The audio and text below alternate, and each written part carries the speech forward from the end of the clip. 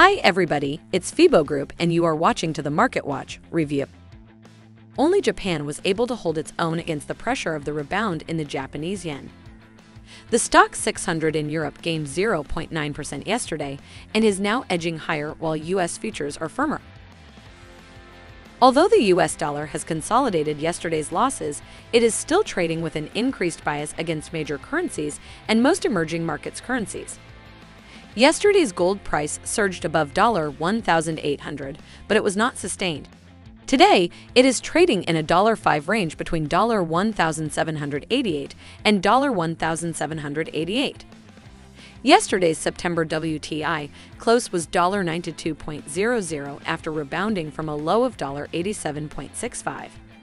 Today, it is near $93.00.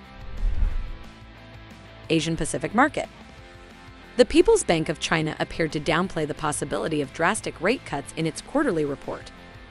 The People's Bank of China warned that CPI could rise to 3% and rejected massive stimulus.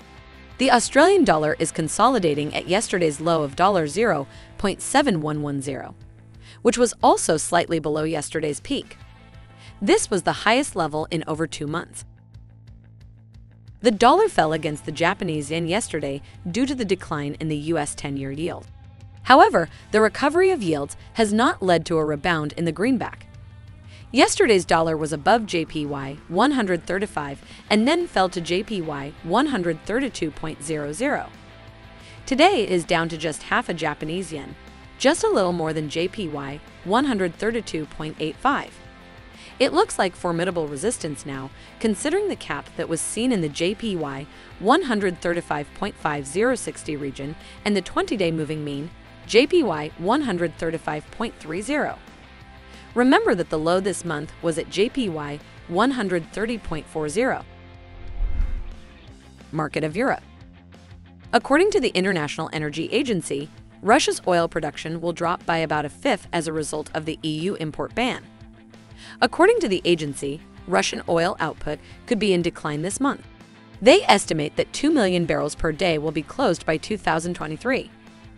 The EU currently buys approximately 1 million barrels per day of oil products and 1.3 million barrels of crude. Russia has increased its production to 10.8 million barrels per day in the last months.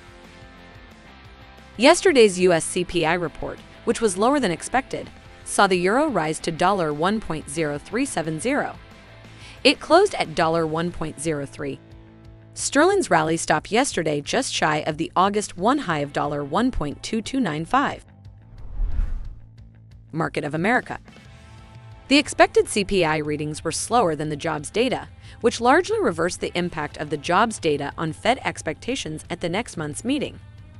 The market discounted a little more than a 35% chance that another 75 base point hike would occur.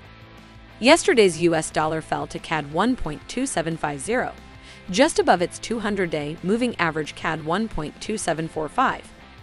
This is its lowest level in almost 2 months and has not traded below the 200-day moving average since June 9.